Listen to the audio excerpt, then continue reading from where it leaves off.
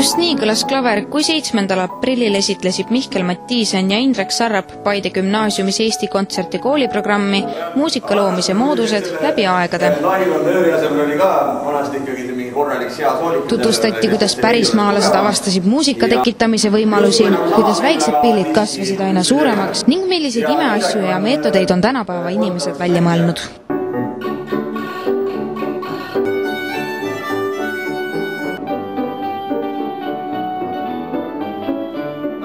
Meie siis käime süstime inimestel lülitame omad süstile sellist muusikapisikut ja eks et see oleks vastuvõetav, siis kuulajatel oleme nii üritanud rääkida seda, mida nad teadma peaks sellises võtmes, et nad suudaksid seda huviga kuulata, nii et eks ta selline teatav missioon on ja samas annab endale ka väga head tunnet ja väga mõnusad vastusidet.